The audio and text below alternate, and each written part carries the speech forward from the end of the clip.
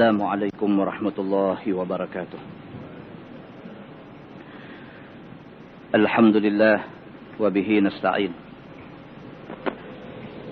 أشهد أن لا إله إلا الله وحده لا شريك له، وأشهد أن سيدنا محمدا عبده ورسوله، ونصلي ونسلم على هذا النبي الكريم سيد المرسلين وعلى آله وصحبه أجمعين. أما بعد، أيها المؤمنون اتقوا الله، أوصيكم وإياي بتقوى الله، فقد فاز المتقون. Muslimin dan muslimat, mudah-mudahan dirahmati Allah Subhanahu wa taala. Kita menggunakan tafsir Nurul Ihsan jilid 3. Nurul Ihsan jilid 3. Kita masih lagi berada di dalam tafsir surah As-Sajdah. Surah As-Sajdah Makkiyah, muka surat 253. Muka surat 253 ayat 23. A'udzubillahi minasyaitonir rajim. Walaqad atayna Musal kitab. Dan sesungguhnya telah kami datang akan Musa itu kitab Taurat. Malam ni kita sambung ayat 23 surah Sajdah yang selalu kita dengar imam baca pada pagi Jumaat di masjid-masjid. Ayat 23 Tuhan berfirman, walaqad atayna Musal kitab. Dan sesungguhnya telah kami datangkan kepada Nabi Musa itu satu kitab, iaitu kitab Taurat. Fala takun fi miryatin min liqa'ih. Maka jangan engkau wahai Muhammad syok daripada jumpanya. Di sini ada dua tafsiran. Satu tafsiran dia kata min liqa'ih, maksudnya daripada jumpanya ialah daripada jumpa Quran. Maksudnya maka jangan engkau wahai Muhammad syok daripada jumpa Quran. Itu maksudnya. Tuhan nak bagi tahu dekat Nabi Muhammad, kalau Nabi Musa alaihi salam jumpa Taurat, kamu jangan ada syok. Quran ini tetap akan jumpa kamu. Itu satu tafsiran. Tafsiran yang kedua yang dibawa di dalam tafsir Nurul Ihsan ini, dia kata maka jangan engkau wahai Muhammad syok daripada jumpanya, yakni jumpa Nabi Allah Musa alaihi salam. Maka sungguh telah berjumpa keduanya pada malam Isra' di bumi. Sungguh Allah Subhanahu wa taala mempertemukan Nabi Muhammad sallallahu alaihi wasallam dengan Nabi Allah Musa alaihi salam ketika peristiwa Isra' dan Mi'raj. Yakni dia kata pada Kasibul Ahmar, itu bahasa Arab. Kasibul Ahmar makna dia timbunan pasir merah. Ini ada satu tempat di Baitul Maqdis. Masa berlakunya Isra' dan Mi'raj itu, Nabi SAW jumpa dengan Nabi Allah Musa AS di Baitul Maqdis, di tempat yang bernama Kasibul Ahmar. Begitu. Maka Musa duduk sembahyang di dalam kuburnya pada langit yang keenam. Nabi Muhammad SAW jumpa Nabi Allah Musa AS dua kali. Sekali semasa di Baitul Maqdis, masa di bumi ini. Kali kedua semasa Mi'raj. Masa Mi'raj tu sampai di langit keenam lagi sekali ditemukan Nabi Muhammad SAW dengan Nabi Allah Musa AS. Maka dua kali Allah takdirkan Nabi berjumpa dengan Nabi Musa AS. Firman Allah, waja'alnahu hudan li bani Israel.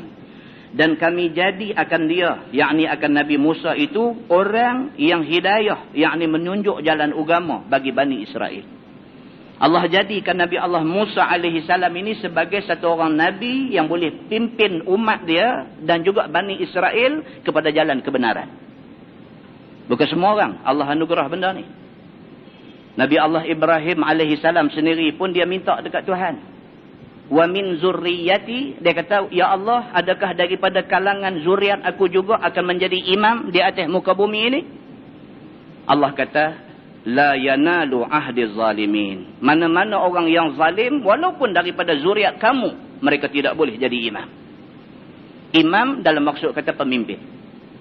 Nabi Ibrahim alaihi salam pemimpin besar. Sampai hari ini kita umat Nabi Muhammad sallallahu alaihi wasallam pun dalam tahiyat akhir kita selawat ke atas Nabi Ibrahim.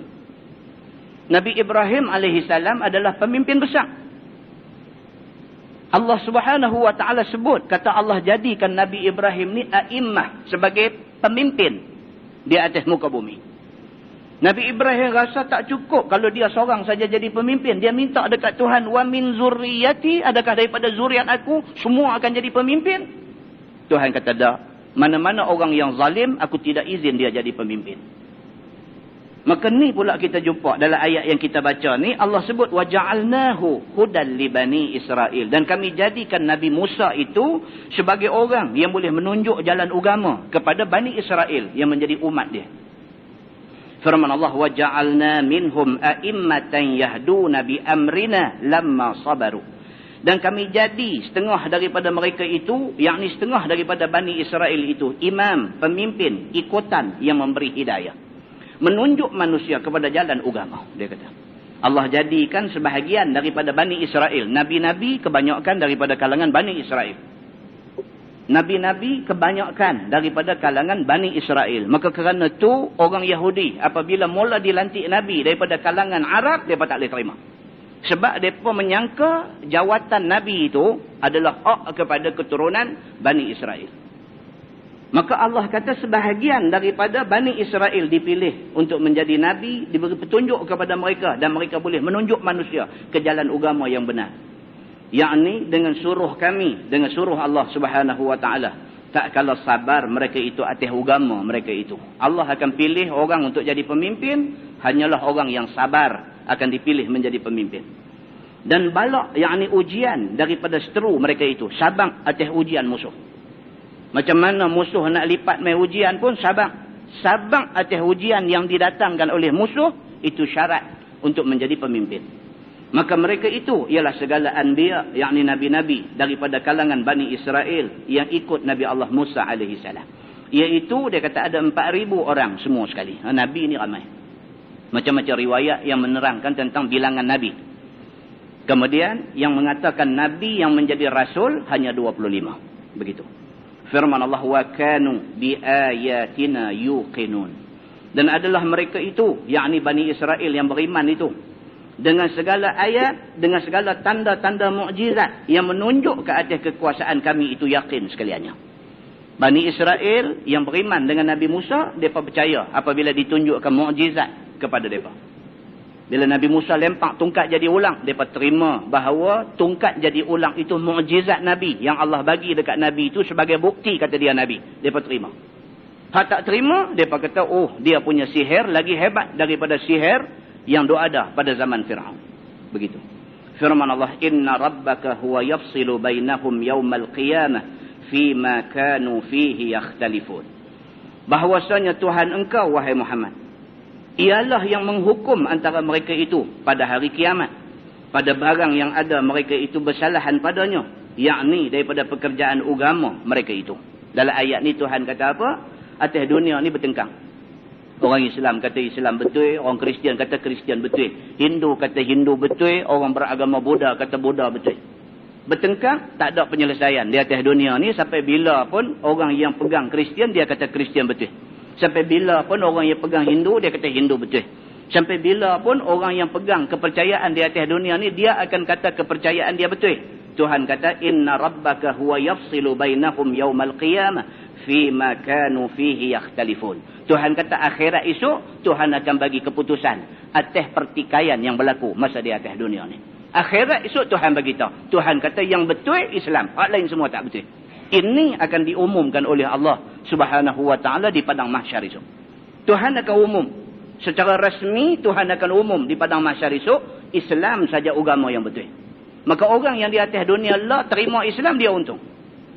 Atas dunia kita orang Islam, dalam wirid semayang kita disebut inna dina indallahil Islam. Sesungguhnya din, agama, cara hidup di sisi Allah hanya Islam, tidak ada yang lain. Maknanya siapa yang duduk atas jalan Islam, esok di hari akhirat, waktu Allah umum kata Islam saja yang betul, selamat orang yang duduk dalam agama Islam sampai habis umur dia orang Islam. Tapi mana-mana orang yang mati di atas agama lain daripada Islam, waktu Allah bagi tahu kata Islam sahaja agama yang betul, semua akan jadi golongan yang menyesat. Firman Allah Subhanahu wa taala, awalam yahdilahum kam ahlakna min qablihim. Dan tiadakah nyata bagi mereka itu, yakni bagi kapiak-kapiak Mekah itu, berapa banyak yang telah kami binasa manusia yang dahulu-dahulu daripada mereka itu, dengan sebab dusta mereka itu kepada Nabi mereka itu. dan tiada ikut nabi-nabi mereka itu. Itu dia. Tuhan sebut dalam ayat ni. Dia kata awatlah orang-orang Arab Mekah ni. Mereka boleh bantah apa yang dibawa oleh Nabi Muhammad. Sedangkan awalam yahdilahum kam ahlakna min qablihim. Tuhan kata mereka tak pernah tengok ke umat-umat dulu yang tak mau ikut Nabi mereka dibinasakan oleh Allah. Mereka tak tengok ke? Orang-orang Arab Quraisy yang tak mau beriman dengan Nabi ni, mereka duduk di Mekah. Daripada Mekah tu, mereka duduk meniaga. Daripada Mekah, mereka pergi ke Syria, mereka pergi ke Syam, bawa barang dagangan. Dalam perjalanan daripada Mekah nak pergi ke Syria tu, dalam perjalanan tu, mereka diperlihatkan berapa banyak tempat yang kita hari ni duduk tengok dalam jejak Rasul tu. Mereka tengok dengan mata mereka ni, tempat yang dulunya menjadi tempat kaum Ad, macam mana peninggalan dia. Mereka tengok macam mana tempat yang dulunya kaum Samud duduk, macam mana Allah binasakan mereka. Kalau kita hari ni, kita masih boleh tengok umat yang dibinasakan di bekas dia ada lagi. Hari ni boleh tengok 1400 tahun dulu, zaman Nabi lagi mereka boleh tengok tanda-tanda ni. Tapi Tuhan kata awak mereka ni jadi macam ni. Tanda Tuhan tunjuk terang-terang depan mata. Awak mereka tak mau beriman dengan Tuhan. Pasal apa mereka tak mau ikut Nabi Muhammad SAW. Tuhan kata minal qurun. Yakni beberapa umat Nabi-Nabi yang dulu. Dah ada tunjuk tinggal kesan-kesan kebinasaan mereka. Yamshuna fi masakinihim. Sedangkan berjalan mereka itu. Yakni kapiak-kapiak Mekah. Pada segala tempat mereka itu. Yakni pada segala tempat umat yang telah dibinasakan itu. Pada perjalanan mereka ke Syam dan lainnya. Maka ambillah pengajaran supaya beriman.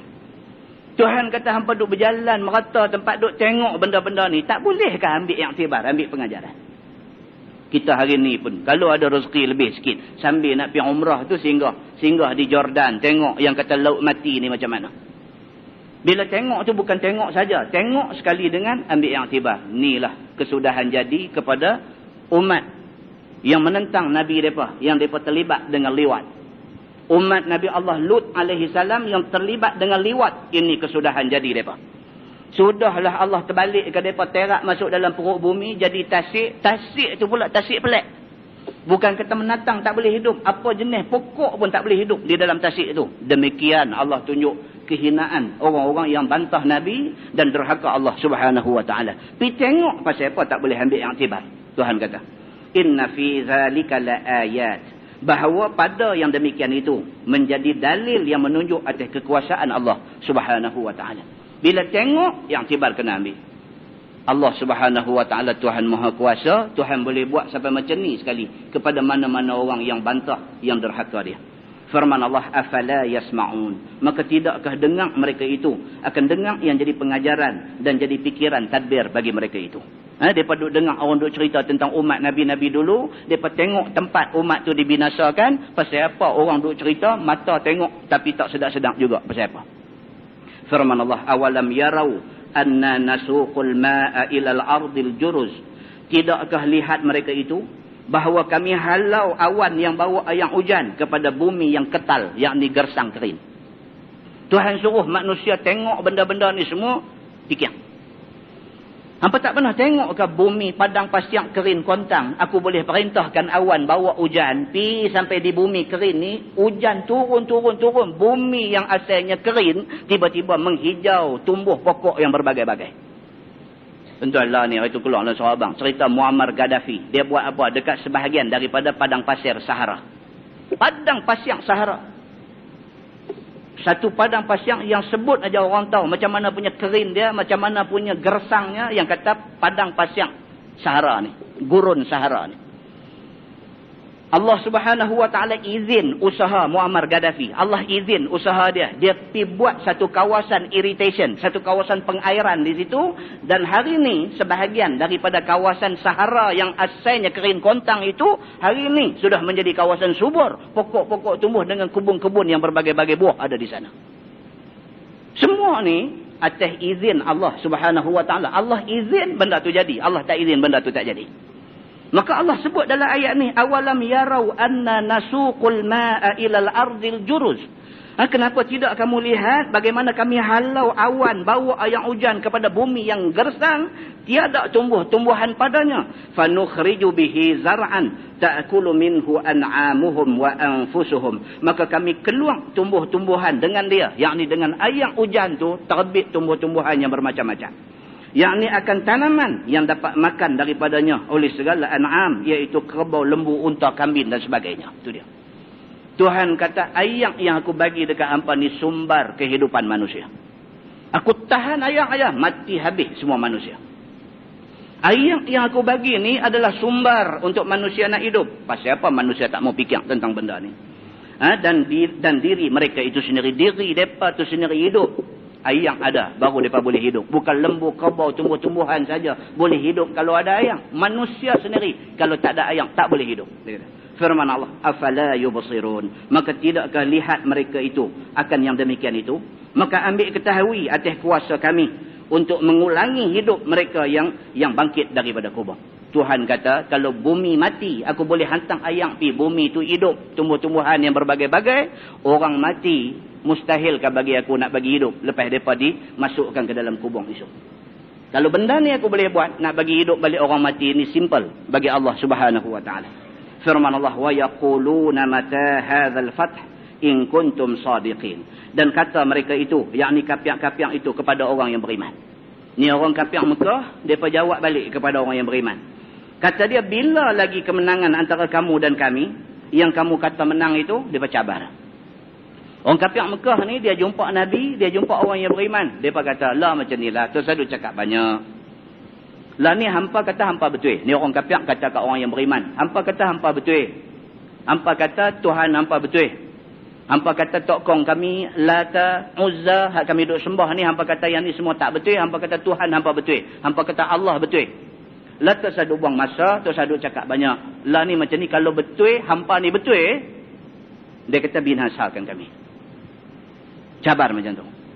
Dan kalau betul kata hampa ni duduk di pihak yang betul, hampa ada Tuhan, Tuhan hampa boleh buat apa saja, lah ni tak usah buang masa, pergi bagi tahu dekat Tuhan hampa, binasakan kami ni. Ambil kemenangan dekat hampa. Cabar macam tu. Maka jika ada kamu itu benar sekaliannya, kalau sungguh hampa ni betul, disuruh Tuhan hampa bagi binasa kami. Firman Allah, qul yaumal fath, kata olehmu wahai Muhammad, hari kemenangan kami ke atas kamu ialah dengan turun azab ke atas kamu itu. Jawab dekat mereka, hampa jangan juah sangat.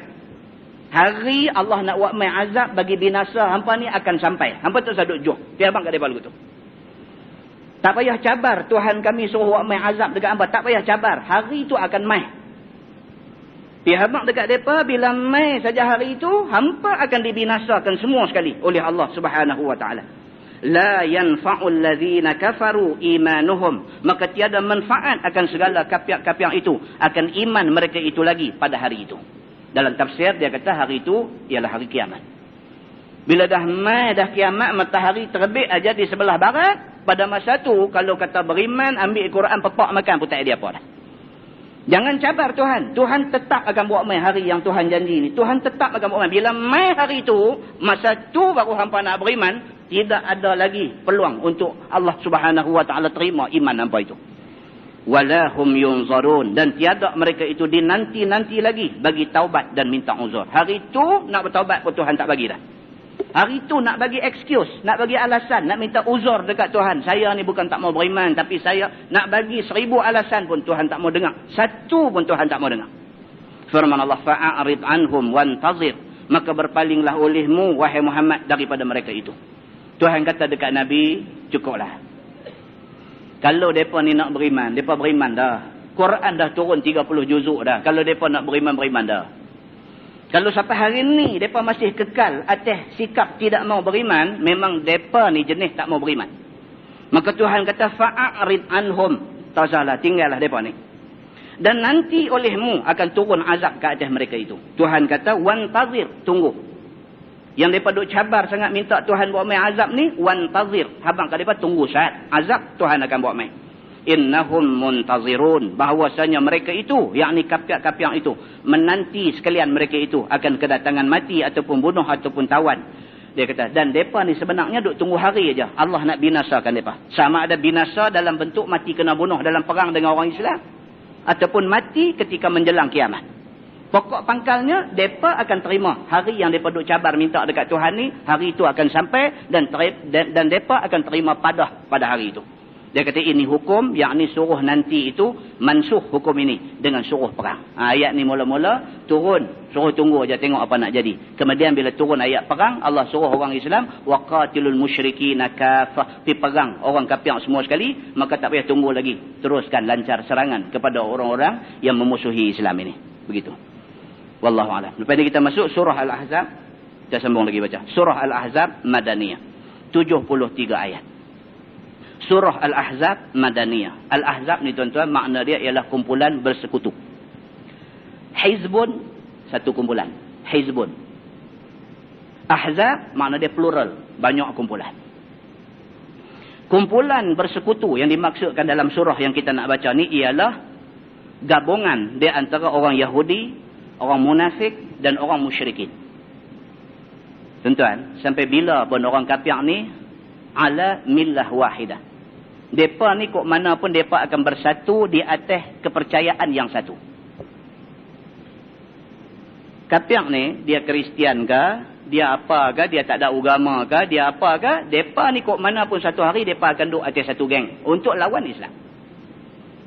Menjelang akhir zaman dia akan ada dua blok saja. Satu blok Islam, satu blok bukan Islam. Bukan Islam tu Al-Ahzab, bersekutu. Itu sebab bila nak lancarkan serangan ke atas orang Islam di Iraq, Jepun sanggup hantar tentera dia. Jepun bukan Kristian. Jepun bukan Kristian. Amerika nak hantar, Britain nak hantar, Perancis nak hantar. Jepun apa semua ni pun nak hantar juga. Pasal apa? Pasal mereka bersatu di atas agama kafir.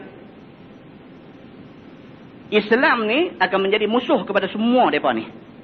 Ini cerita yang disebut oleh Allah Subhanahu Wa Taala dalam Qurannya begitu.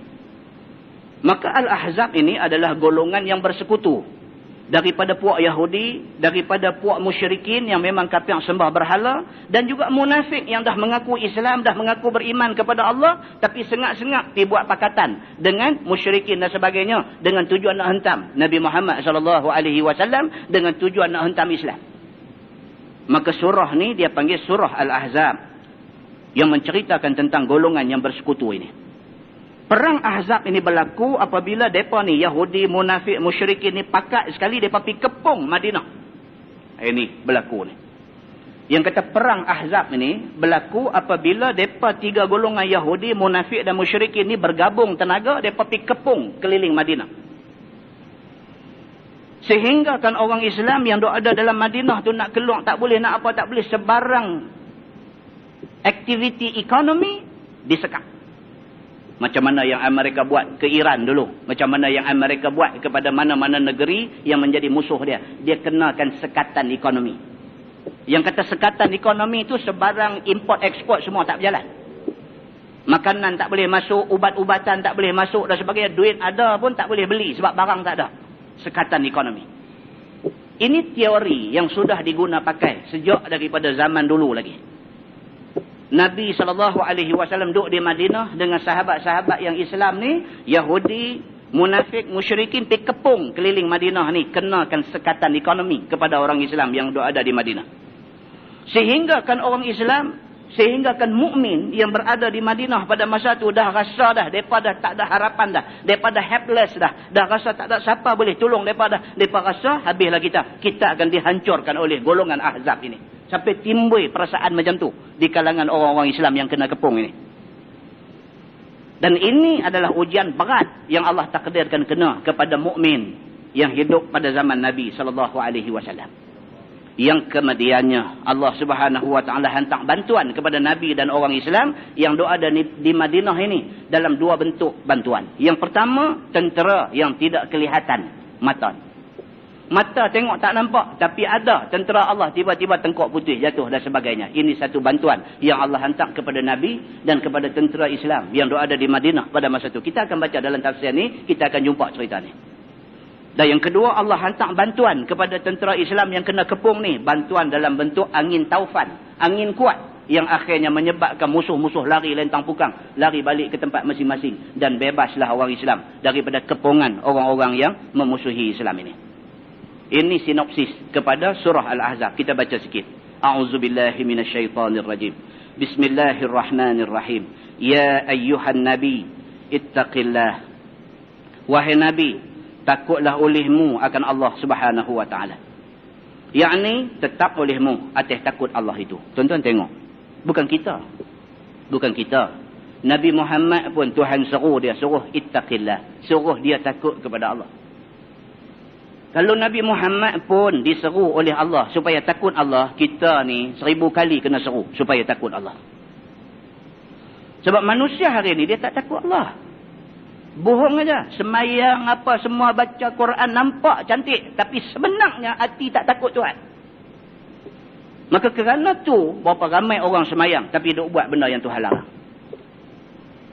Maka kerana tu kita tengok masjid penuh orang mengaji, penuh orang semayang, tempat-tempat maksiat pun penuh juga. Kadang-kadang orang tu, orang yang sama tu split identity. Dia punya identity boleh jadi dua.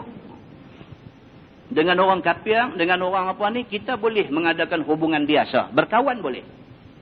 Tapi kalau sampai ke peringkat, dia mengajak kita bertoleransi dalam agama, kita tak boleh terima toleransi itu. Ayat ni, ayat 1 ni turun kerana apa? Kerana kafir Quraisy hantar wakil dia pergi jumpa Nabi SAW. Kafir Quraisy hantar wakil dia pergi jumpa Nabi SAW, minta kepada Nabi dua benda. Yang pertama, minta supaya Nabi jangan condemn tokong mereka. Nabi selalu, bila turun ayat Quran, Nabi baca ayat tu dan Nabi terang dekat sahabat-sahabat ni. Nabi terang betapa yang dikatakan tokong ataupun asnam ni tak boleh buat apa kat kita. Jangankan nak tolong kita, diri dia sendiri dia tak boleh tolong. Nabi duk habaq macam tu. Nabi kata macam mana asnam tu kita nak minta kat dia. Dia sendiri kalau kita cempung lempak dalam sungai hanyut. Nabi habaq macam tu difaham oleh orang-orang musyrik ini sebagai Nabi condemn Tuhan mereka. Dia tak mahu ini. Maka mereka hantar satu delegasi, hantar satu perwakilan pergi jumpa Nabi SAW, minta dekat Nabi, wahai Muhammad, tolong start daripada hari ni jangan condemn Tuhan kami. Satu. Yang kedua, minta supaya Nabi mengaku bahawa Lata dan Uzza, tokong yang paling besar yang duk sandang di dinding Kaabah pada masa tu, tolong minta dekat Nabi, tolong habang dekat orang-orang yang dah masuk Islam ikut hang ni. Tolong habang kata Lata dan Uzza ni boleh bagi syafaat dekat orang, boleh tolong orang. Tolong habang. Kami habang daripada tak pakai dah, pasal daripada duk pakai cakap hang. Hang tolong habang. Ini satu kompromi yang sesat. Maka Nabi SAW sebagai seorang Nabi utusan Allah, tak mungkin Nabi boleh terima cara kompromi macam ni. Maka Nabi kata, ini benda yang kamu minta ni, ini benda yang aku tak boleh terima. Kerana ini menyalahi syariat yang Allah suruh aku bawa. Serentak dengan itu turun ayat, Ya ayyuhan Nabi, ittaqillah wa la tuti'il kafirin wal munafiqin. Wahai Nabi, bertakwalah kepada Allah. Jangan taat kepada orang kafir dan orang-orang munafik. Firman Allah, Inna Allah kana aliman hakimah. Bahwasanya Allah Ta'ala adalah dia, Tuhan yang amat mengetahui dengan barang yang akan jadi. Dahulu daripada jadinya lagi. Tuhan kata, Tuhan tahu. Benda tu tak jadi lagi, Tuhan tahu dah. Benda tu nak jadi macam mana. Ini yang kata Tuhan. Bahkan Tuhan itu amat hakim, amat bijaksana pada barang yang ia telah jadikan semuanya. Dan Tuhan, dia amat bijaksana. Tuhan tahu berapa benda yang dia jadi di atas dunia ni, dia ada banyak mana, Tuhan tahu semua sekali. Tuhan tahu berapa bilangan, berapa ekor sotong dia ada dalam laut lah ni. Tuhan tahu. Tuhan tahu daripada bilangan sotong yang dia ada dalam laut tu, menjelang pukul 11 malam ni, berapa ekor akan mati. Tuhan tahu. Tuan boleh fikir benda ni. Ini yang kata Allah Subhanahu wa ta'ala, Tuhan Maha Berkuasa, Tuhan Rabbul Alamin. Allah tahu atas kepala kita ni rambut ada berapa lai. Allah tahu berapa lai rambut yang akan luruh menjelang pagi esok. Allah tahu ilmu Allah ni meliputi segala-galanya. Tak boleh nak cerita. Maka demikian yang dikatakan Allah Subhanahu wa ta'ala. Firman Allah, Wattabi' ma yuha ilaika min rabbik. Dan ikutlah olehmu, wahai Muhammad, akan barang yang diwahyikan kepada engkau daripada Tuhan engkau, iaitu Quran itu. Tuhan kata dekat Nabi, wahai Muhammad, Quran yang aku turun dekat kamu ni bukan untuk dibaca sahaja, tetapi untuk dipraktikkan. Tuhan abang yang tu. Ni Quran yang aku wahyikan kepada kamu ni, Quran ini bukan untuk baca sahaja, bukan untuk ditaranumkan, dilagu-lagukan sahaja, tapi Quran ini untuk diamalkan. Tuhan kata dekat Nabi Muhammad macam tu. Innallaha kana bima ta'maluna khabira. Bahwasanya Allah Ta'ala, dialah Tuhan. Dengan barang yang kamu berbuat amal itu, amat ketahui zahir dan batinnya. Itu dia. Yang kata Allah Subhanahu wa Ta'ala, Tuhan kita ni, dia tahu zahir batin kita ni, dia tahu. Zahir ni kita tengok pun kita boleh agak nampak dia ni lagu ni. Kita boleh agak walaupun tak tepat. Kadang-kadang tepat, kadang-kadang tak tepat. Hak batin kita tak tahu. Tuan kita pernah cerita hadis bagaimana Khalid Al-Walid sewaktu turun dalam satu medan perang. Lawan punya lawan sampai dia dekat satu musuh. Dia lawan dengan musuh tu sampai musuh tu terlepas senjata. Dalam keadaan musuh tu senjata tak ada di tangan dan sebagainya, musuh tu kata asyhadu an la ilaha illallah wa asyhadu anna Muhammadar Rasulullah. Dia mengucap. Khalid Al-Walid kata, "Pir hang mengucap pasal hang dah senjata tak ada di tangan hang nak mengucap." Dia tetap lagi mati kawan tu. Bila habis perang, balik, ada sahabat pergi report dekat Nabi SAW. Ya Rasulullah, Khalid Al-Walid sudah buat macam ni. Nabi panggil Khalid Al-Walid. Nabi kata, Khalid, betulkah kamu bunuh satu orang yang dah mengucap asyhadu an la ilaha illallah wa asyhadu anna Muhammadar Rasulullah? Khalid Al-Walid kata, ya Rasulullah, dia mengucap kerana takut pedang aku. Dia kata. Nabi kata, aqataltahu ba'da an qala la ilaha illallah? Nabi kata, hang bunuh dia lepas dia kata la ilaha illallah? Nabi dah nak marah. Khalid Al-Walid kata, ya Rasulullah, aku bunuh dia kerana dia mengucap tak ikhlas. Dia mengucap kerana dia takut pedang aku. Nabi kata, aqataltahu ba'da an qala la ilaha illallah? Nabi kata, hang bunuh dia lepas dia mengucap la ilaha illallah? Nabi lagi nak marah. 3 kali Nabi kata lagu tu, Khalid Al-Walid tahu dah dia memang silap. Nabi kali yang ketiga, Nabi kata, kenapa kamu tidak belah dada dia dan kamu tengok hati dia supaya kamu tahu dia ikhlas ataupun tidak? Nabi kata. Khalid Al-Walid pusing balik lepas tu, dia duk sebut di mulut dia. Dia kata, kalau benda ni boleh ulang balik, dia tak buat benda ni. Muslimin dan muslimat yang dirahmati Allah sekalian. Allah saja yang mengetahui zahir dan batin manusia. Tidak ada manusia yang boleh menghukum batin orang kerana Allah tak bagi keistimewaan tu pada dia. Maka disebut dalam ayat ni, dia kata, innallaha kana bima ta'maluna khabira. Bahwasanya Allah adalah ia Tuhan. Dengan barang yang kamu buat amal, Allah amat tahu zahir dan batinnya. Firman Allah, wa tawakkal 'ala Allah, dan bergantunglah olehmu atas Allah pada segala kerja engkau itu. Wa kafa billahi wakila, dan memadailah dengan Allah itu wakil yang memelihara engkau, dan Allah pelihara umatnya yang mengikutnya. Allah Subhanahu wa Ta'ala kata, bertawakal pada Allah. Allah Subhanahu wa Ta'ala kata, apa pun kita kena ada satu sifat tawakal pada Allah. Tuan-tuan, bila jadi perang antara Sayyidina Ali bin Abi Talib dengan Muawiyah bin Abi Sufyan. Bila jadi perang tu dia panggil perang Siffin. Bila jadi perang tu, sampai satu tahap Muawiyah nampak macam nak kalah. Muawiyah ambil Quran angkat naik.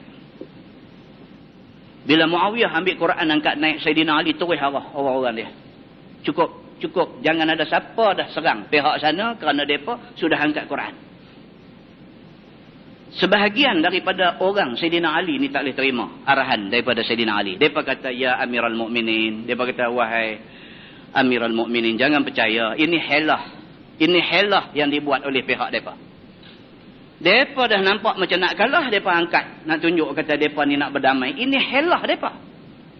Sayyidina Ali kata, dah. Kita jangan kata ini helah. Sayyidina Ali baca ayat Quran. Wa in janahu lisalmi fajnah laha wa tawakkal 'ala Allah. Sayyidina Ali kata, apabila musuh ni janahu lisalmi, cenderung kepada nak berdamai, fajnah laha, Tuhan kata kita cenderunglah kepada dia. Bila musuh tunjuk nak baik, kita kena terima kecenderungan mereka untuk berbaik itu. Kita kena terima. Selebihnya, wa tawakkal 'ala Allah. Selebihnya bertawakal pada Allah. Geng yang tak setuju ni tak boleh terima apa yang Sayyidina Ali kata. Mereka kata jangan. Mereka kata mereka ni musuh kita. Mesti ada muslihat di sebalik ni. Jangan. Ali kata, aku beriman dengan ayat Allah. Allah kata, wa tawakkal 'ala Allah. Selebihnya, kalau kata mereka nak buat tering ke, mereka nak apa ke, kita bertawakal pada Allah. Tak puas hati. Golongan tak puas hati nah. Kemudiannya keluar menjadi satu kumpulan yang duk serang Sayyidina Ali dari belakang. Muslimin dan muslimat yang dirahmati Allah sekalian. Cuba tengok. Di satu ketika, orang yang berjuang untuk Islam diuji oleh Allah dalam keadaannya macam ni. Berjuang sama dengan Sayyidina Ali. Tiba-tiba diuji oleh Allah Subhanahu Wa Taala dengan satu ayat Quran yang Sayyidina Ali baca. Dah tak boleh ikut. Maka mereka ini kemudiannya menjadi anai-anai yang merosakkan Islam. Yang cuba dibangunkan oleh Sayyidina Ali bin Abi Talib karramallahu wajhah. Muslimin dan muslimat yang dirahmati Allah sekalian. Maka Allah anjur dalam ayat ni. Ayat 3 surah Al-Ahzab ni Tuhan kata, wattawakkal 'ala Allah. Dan bergantunglah olehmu kepada Allah Subhanahu Wa Taala pada segala kerja kamu. Wa kafa billahi wakila. Dan memadailah Allah menjadi wakil yang memelihara engkau. Dan Allah pelihara akan umat engkau yang mengikut engkau. Allah akan pelihara orang yang bertawakal kepada Allah. Allah pelihara Nabi, Allah pelihara orang yang ikut Nabi. Selagi mana mereka ni bertawakal kepada Allah Subhanahu Wa Taala. Firman Allah, ma ja'alallahu lirajulin min qalbaini fi jawfih. Dan tiada Allah Subhanahu Wa Taala bagi kepada seorang laki-laki itu dua hati di dalam rongga dia.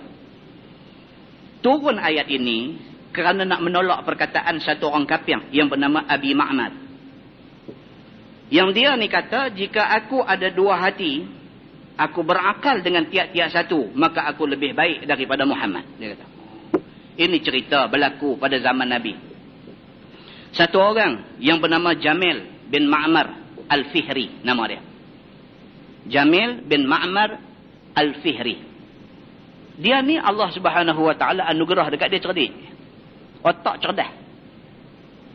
Abang kat dia satu benda sekali aja, dia ingat sampai bila-bila. Dia jumpa satu orang sekali tengok aja, sampai berapa tahun kemudian dia jumpa orang tu, dia boleh sebut balik nama kawan tu. Allah anugerah dekat dia. Orang lah kata gifted.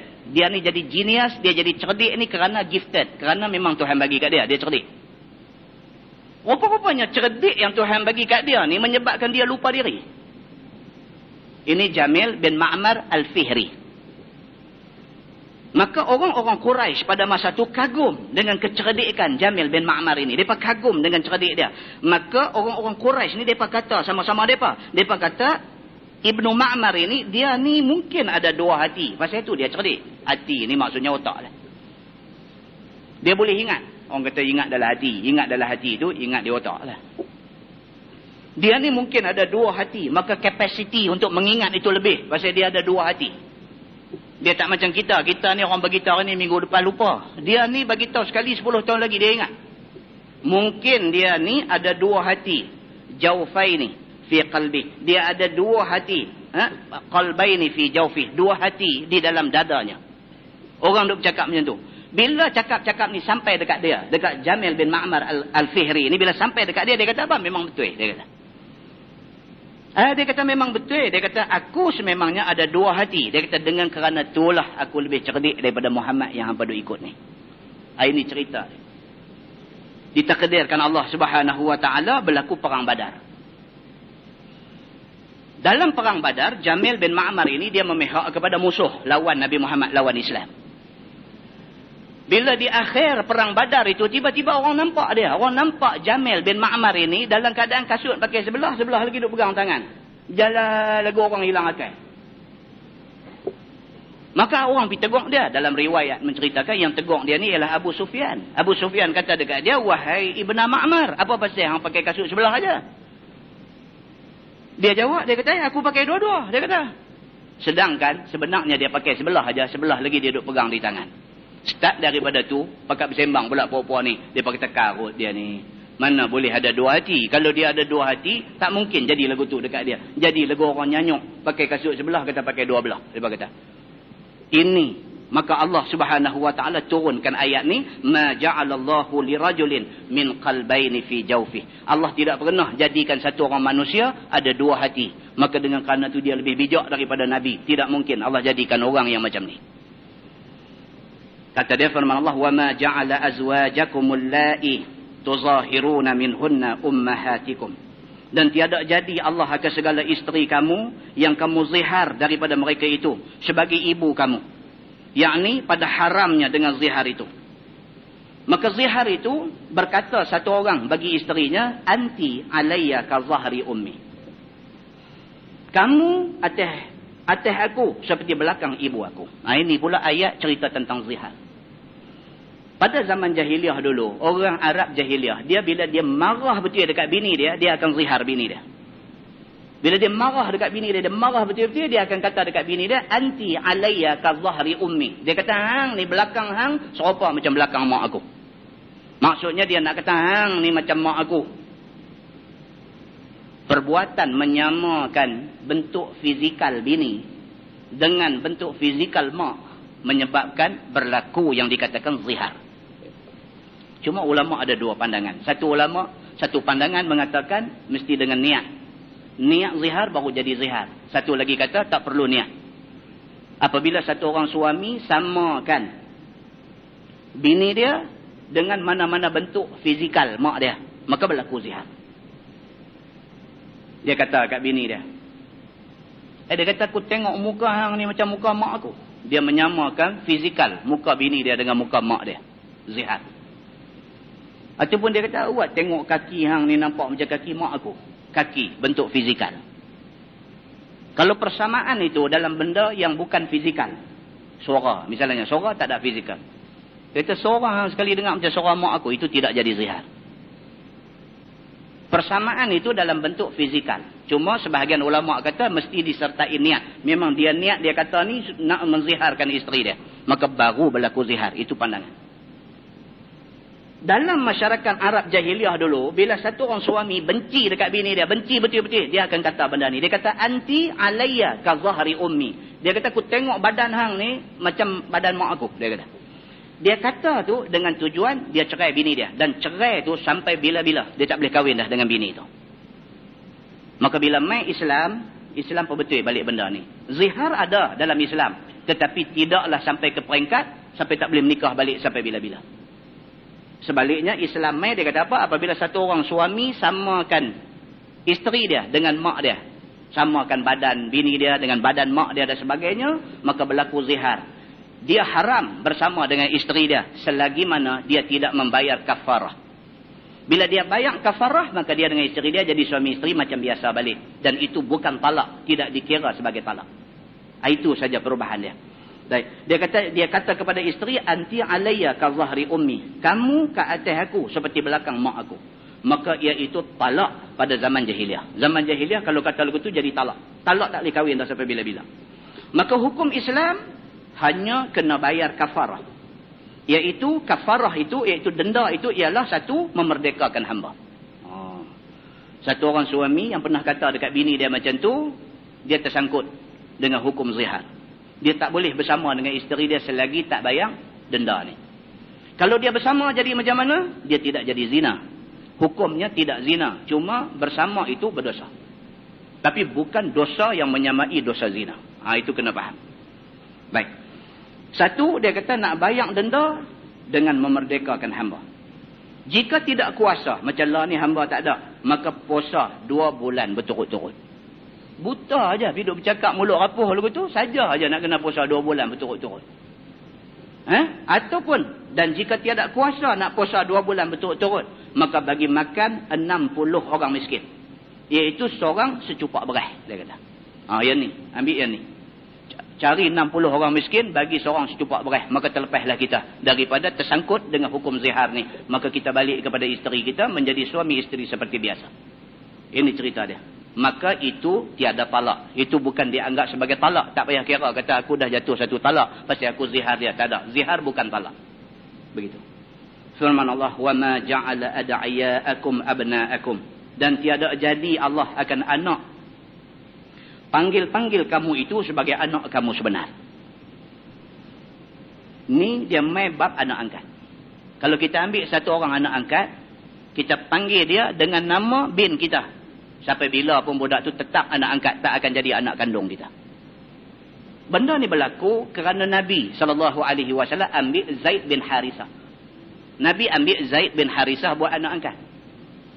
Nabi betul-betul sayang dekat Zaid bin Harisah ni. Sampai rumah Nabi macam rumah dia. Keluar masuk macam biasa dan sebagainya. Zaid bin Harisah ni. Sehinggalah orang-orang pada masa tu, sahabat-sahabat Nabi dan semua orang musyrikin pun panggil dekat Zaid ni Zaid bin Muhammad. Kerana terlampau nampak Zaid ni macam anak kandung Nabi. Maka mereka panggil Zaid ni Zaid bin Muhammad. Walaupun sebenarnya nama dia Zaid bin Harisah. Dan Nabi SAW tidak larang. Bila orang panggil Zaid ni Zaid bin Muhammad. Nabi tidak larang pada mulanya. Sehingga turun ayat larang. Baru Nabi larang. Itu cerita dia. Jadi dalam ayat ni dia kata. وَمَا جَعَلَ أَدْعِيَاءَكُمْ أَبْنَاءَكُمْ. Dan tidak jadi Allah akan anak panggil-panggil kamu itu sebagai anak kamu yang sebenar. Anak angkat tetap anak angkat. Kamu tidak boleh jadikan anak angkat sebagai anak kamu. Hari ni tentu ada orang buat. Dah menikah dah 10 tahun, 15 tahun tak ada anak. Dia ingat nak ambil anak angkat. Nak pergi ambil anak angkat. Yang anak tu dah bin kepada satu orang lelaki-lelaki. Dia rasa tak syong. Pasal esok budak ni tahu juga kata kita pak angkat dan sebagainya. Lalu dia pergi buat macam mana? Dia pergi cari orang susah. Dia pergi cari orang susah. Anak dah ada 7-8 dah. Tengok bini duk mengandung lagi. Dia pergi booking anak dalam kandungan tu. Lah ni orang buat lah ni. Dia pergi pesan. Dia kata ni hampa ni susah. Anak ramai ni apa semua ni minta lah. Minta jasa baik. Dia kata ni anak dalam kandungan ni beranak esok bagi kat saya. Saya nak buat anak angkat. Pasangan ni pun memang pasangan orang susah sungguh. Walaupun sayang anak tu ada. Tapi memikirkan anak yang ada ramai dah. Sanggup. Dan diatur benda ni sebegitu rupa. Bila beranak aja terus pergi daftar kata anak dia. Anak ni anak orang. Dia book daripada masa dalam kandungan. Beranak keluar mai tu terus buah bin dia. Benda ni orang duk buat. Perbuatan ini haram. Perbuatan ini haram. Haram ini bukan haram kecil-kecil. Bahkan ini haram yang cukup besar. Sehingga kalau kita tengok di dalam hadis Nabi SAW. Nabi ada sebut. Nabi kata. Manidda'a ila ghairi abi. Awintama ila ghairi mawalih. Fa'alaihi la'natullah. Wal malaikah. Wal nasi ajma'in. La yaqbalullahu ta'ala minhu sarfan. Wala adlah. Atau kama qala hadis sahih riwayat Al-Bukhari. Nabi kata barang siapa mengaku nasab pada orang yang bukan pak dia. Dia anak angkat. Diambil oleh satu orang kaya mana kebelah dia. Dan dia tahu dia bukan anak kandung kau tu, dia anak angkat. Tapi dah ubah bin apa semua pergi jadi bin orang kaya tu. Dan dia tahu mak dia, mak kandung dia, pak kandung dia semua dia tahu. Tapi dia nak mengaku mak kandung dia dengan pak kandung dia sebagai mak pak dia betul, dia tak maulah. Pasal dia dah dapat orang kaya ni jadi pak angkat dia. Maka dia ni masuk dalam kumpulan ni. Manidda'a ila ghairi abi. Barang siapa mengaku nasab pada orang yang bukan pak dia. Budak ni sendiri. Dia mengaku pak angkat tu pak kandung dia. Awin tama ila ghairi mawalih. Ataupun hamba yang pergi mengaku orang yang bukan pengulu dia sebagai pengulu dia. Sama. Fa'alaihi la'natullah wal malaikah wan nasi ajma'in. Maka laknat Allah, laknat malaikat dan laknat seluruh manusia ke atas dia. La yaqbalullahu ta'ala minhu sarfa. Allah tidak terima taubat dia. Wala adlah. Dan Allah tidak terima kalau dia ada duit banyak mana pun nak buat tebusan, nak lepas dia daripada dosa, Allah tidak terima tebusan itu. Hadis itu hadis sahih riwayat Al-Bukhari. Ada lagi hadis lain. Nabi kata manidda'a ila ghairi abi wa huwa ya'lamu annahu ghairu abi fal jannatu alaihi haram. Atau kama qala hadis sahih riwayat Al-Bukhari dan Muslim.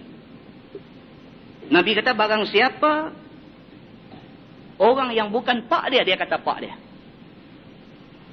Wa huwa ya'lamu annahu ghairu abi, sedangkan dia tahu laki-laki itu bukan pak kandung dia. Dia tahu bukan pak dia tapi dia kata pak dia. Fal jannatu alaihi haram, maka syurga ke atasnya haram, Nabi kata. Nampak? Ayat ini berkaitan dengan ayat yang kita baca ni. Maka Tuhan sebut dalam ayat tadi, وَمَا جَعَلَ أَدْعِيَاءَكُمْ أَبْنَاءَكُمْ, dan tidak jadi Allah akan anak panggil-panggil kamu itu sebagai anak kamu yang sebenar. Turun ini ayat pada Zaid bin Harisah ini dia abang. Iaitu anak peliharaan Nabi SAW. Nabi ambil Zaid bin Harisah belah. Orang-orang panggil dia Zaid bin Muhammad.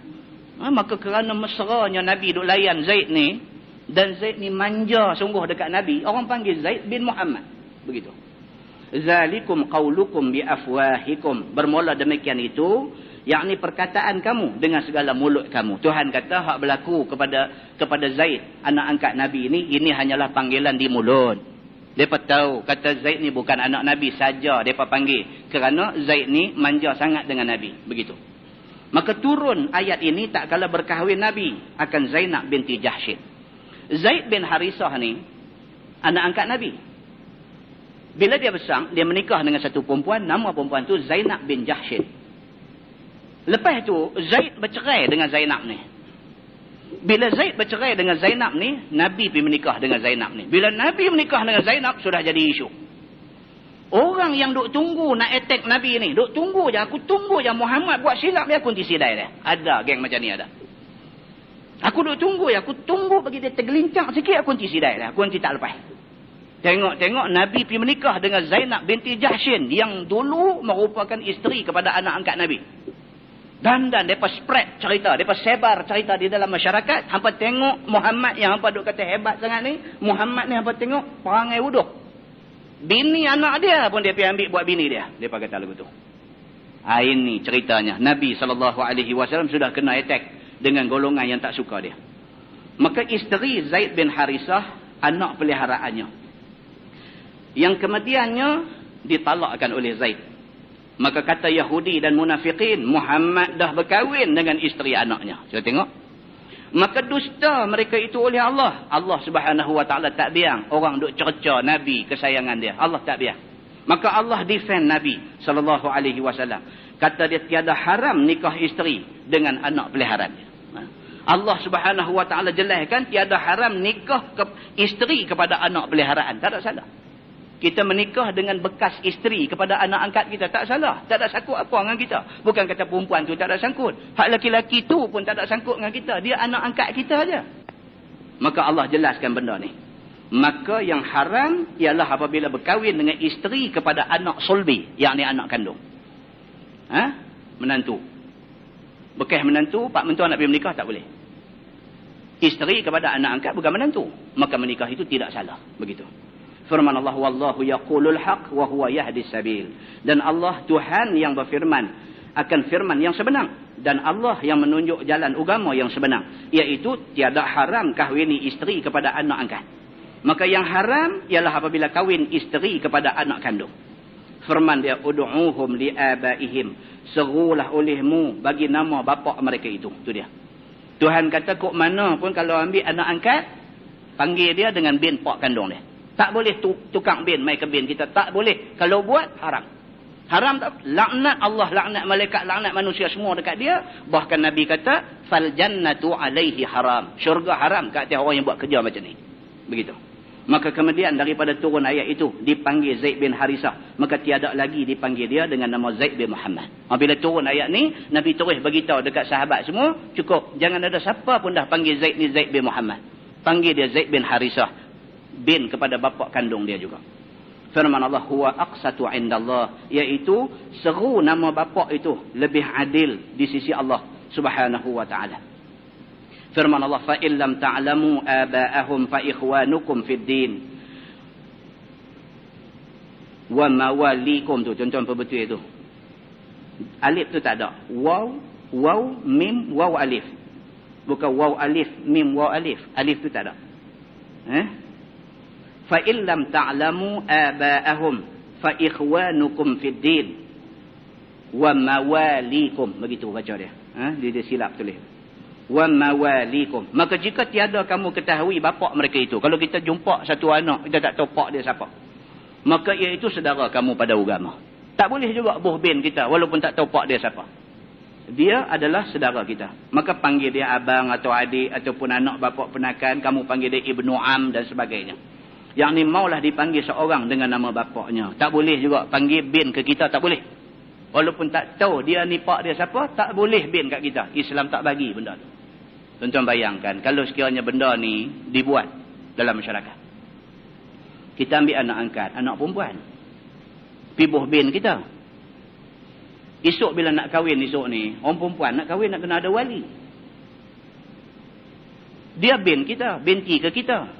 Jadi bila nak menikah, wali, kita masa tu kita nak pergi buka depan orang ramai semua kata hak ni sebenarnya bukan anak saya, kita tak maulah, pudunglah kepala kita. Jadi oleh kerana tak mau kudung kepala tu, kita sanggup menipu. Langkah pergi depan qadi, pergi mengaku, kata saya wali budak ni. Nikah itu tidak sah. Maka hubungan mereka ni jadi zina seumur hidup. Jangan buat pasal. Hukum agama, bila dia kata tak boleh, tak boleh. Hidup nak ejah, nak buat bagi boleh dan sebagainya, akhirnya makan diri. Diri sendiri yang akan binasa. Begitu. Baik. Dia kata, dan jika tiada ketahui, panggillah abang, adik, kakak ataupun ibnu am. Kalau tak tahu, jangan duk bin kat kita. Tak boleh. Dia kata. وَلَيْسَ عَلَيْكُمْ جُنَاحٌ فِيمَا أَخْطَأْتُمْ بِهِ وَلَكِنْ مَا تَعَمَّدَتْ قُلُوبُكُمْ. Dan tidak mengapa atas kamu pada barang yang kamu tersalah dengan dia. Kalau tersilap, tak apa. Maknanya apa? Sebelum turun ayat larangan ni, ada di kalangan orang Arab, duk panggil anak angkat bin ke dia. Misalnya begitu. Bukan dia sengaja nak langgar larangan Allah. Belum turun lagi. Larangan Allah belum turun lagi. Maka dia dah amal benda tu. Bila turun ayat ni, dah tahu, dan kena berhenti benda tu. Mana-mana orang yang dah tersalah buat, kerana tak tahu, ayat belum mai lagi, hukum belum datang lagi, maka itu tidak mengapa. Dan tetapi, pada barang yang sengaja oleh hati kamu kemudian daripada tegah, maka dia ambil kamu dengan dia. Maksudnya itu dikira dosa. Dah tahu, dah kata tak boleh, hidup buat juga, itu berdosa. Wallahu'alam. Firman Allah, wa kana Allahu ghafurar rahimah. Dan Allah itu Tuhan yang amat mengampun, lagi amat rahim dengan kamu. Wallahu'alam. Lepas ini kita sambung. An-Nabi awla bil mu'minina min anfusihim. Bermula Nabi itu lebih awla ke atas orang mukmin daripada diri mereka sendiri. Ayat ni pula dia turun. Ayat ni pula dia turun kerana berlaku perang Tabuk. Bila berlaku perang Tabuk, Nabi bagi arahan kepada orang Islam, okey, semua orang get ready, bersiap sedia, kerana Allah perintahkan kita turun dalam perang Tabuk. Nabi kata, okey, semua orang ready, kita nak turun. Ada di kalangan sahabat-sahabat ni yang takut sikit ni, dia kata dekat Nabi, dia kata nanti Sat, nak balik tanya mak, tanya ayah dulu. Ini cerita dia. Sebab turun ayat ni. Maka Allah buat turun ayat ni kepada Nabi. An-Nabi awla bil mu'minin min anfusihim. Nabi itu lebih utama lagi daripada diri hang, daripada mak hang, daripada bapa hang. Kalau Nabi kata turun, kena turun. Tak payah pergi tanya mak, tak payah tanya pak. Itu cerita dia. Dia antara sebab turun ayat yang kita akan baca insya-Allah. Kemudian dia akan mai pula dekat kita cerita wa azwajuhu ummahatuhum. Isteri-isteri Nabi itu macam mak-mak kita. Isteri Nabi macam mak kita. Maksudnya kalau Nabi wafat, Nabi tinggal isteri yang masih muda. Macam Nabi tinggal Aisyah. Aisyah masih muda sewaktu Nabi wafat. Siapa pun daripada kalangan orang Islam tak boleh menikah dengan Aisyah. Kerana isteri-isteri Nabi, mereka menduduki kedudukan mak kita. Macam mana kita tak boleh kahwin dengan mak, macam tu kita tak boleh kahwin dengan isteri Nabi. Dan kedudukan itu sebagai tanda hormat kepada kepada isteri-isteri Nabi sallallahu alaihi wasallam. Cuma dalam tafsir dia ada buat mai satu cerita kontroversi. Ada seorang perempuan dah akad nikah jadi isteri Nabi. Bila sebelah malamnya Nabi nak bersama dengan dia. Bila Nabi dah dekat dengan dia, dia kata depan-depan Nabi. Dia kata a'udzubillahi mink. Dia kata, aku minta berlindung dengan Allah daripada kamu. Dia kata ke Nabi macam tu. Sedangkan Nabi sudah jadi suami dia. Satu perempuan. Dalam tafsir dia ada bawa mai riwayat ini. Nabi dah dekat dengan dia. Dia kata lagu tu ke Nabi. Dia kata, a'udzubillahi mink. Aku minta berlindung dengan Allah daripada kamu. Nabi bila dengar macam tu, Nabi kata, kamu minta berlindung dengan Allah daripada pelindung kamu. Nabi kata, terus Nabi keluar dan Nabi ceraikan dia. Di sini ada banyak tafsiran di kalangan ulama. Ulama kata dia ni seorang, oleh kerana Nabi cerai dia sebelum Nabi bersama dengan dia, kerana biadab dia bercakap dekat Nabi macam tu, dia tak mendapat status ummahatul mukminin. Dia tidak mendapat status ibu kepada orang-orang Islam. Kerana dia diceraikan sebelum Nabi bersama dengan dia, dan kerana dia biadab dengan Nabi. Dan perempuan ni juga pada zaman pemerintahan Sayyidina Umar Al-Khattab. Pada zaman pemerintahan Sayyidina Umar Al-Khattab, dia kahwin dengan satu orang lain. Bila dia kahwin, benda ni sudah jadi kontroversi. Sebahagian orang kata, macam mana ni dia ni boleh pergi kahwin dengan isteri Nabi, sedangkan kita diharamkan berkahwin dengan isteri Nabi. Maka Sayyidina Umar Al-Khattab ambil keputusan nak rejam laki-laki yang kahwin dengan dia ni, kerana dia anggap dia berzina sebab nikah tak sah. Yang kemudiannya ada sahabat lain mai bagi tahu terang yang tadi ni. Dia ni sebenarnya belum lagi bersama dengan Nabi. Bahkan dia diceraikan oleh Nabi. Bermakna dia tidak duduk di dalam kumpulan orang-orang yang mendapat kedudukan sebagai ummahatul mukminin, sebagai ibu-ibu orang yang beriman. Oh, ni dia ada cerita dia. Ini tafsir ni tuan-tuan, seronok. Bila kita baca ni, bukan setakat seronok. Kita tahu apa jadi. Islam ni tuan-tuan, agama Nabi, agama yang Nabi bawa mai. Maka sudah tentulah apabila kita nak memahami Islam, kita kena refer balik kepada zaman Nabi. Walaupun orientalis kata, Islam ni memang the symbol of backwardness. Dia kata satu simbol kepada kemunduran yang amat dahsyat. Pasal apa? Pasal bila bercakap pasal Islam, balik kepada Quran. Cakap pada Islam, balik kepada hadis. Quran, hadis ni semua cerita 1400 tahun dulu. Maka orientalis kata Islam ini tidak berdaya maju. Islam ini a symbol of backwardness. Simbol kemunduran yang dahsyat. Biar mereka nak kata apa, mereka kata tapi kita dengan kita berpegang dengan Quran, kita berpegang dengan hadis Nabi SAW, yang sebenarnya Quran dan hadis Nabi itulah yang menjadi penyuntik semangat kepada orang Islam untuk maju sebenarnya. Kita bila kita tak kenal Quran, kita tidak kenal hadis, maka kita memusuhi dia. Tapi bila kita kenal Quran, kita kenal hadis Nabi. Macam mana kita nak kenal Quran ni? Kita duduk mengaji tafsir ni, kita kenal Quran, kita ada kemanisan tafsir itu. Bila kita ada manis tafsir, kita rasa kita tak rugi apabila kita berpegang dengan Quran dan hadis Nabi. Nah, mudah-mudahan tuan-tuan Allah bagi taufik dan hidayah kepada kita semua. Kita sentiasa di atas jalan kebenaran. Wallahu a'lam. Kita tangguh dengan tasbih kafarah dan suratul As.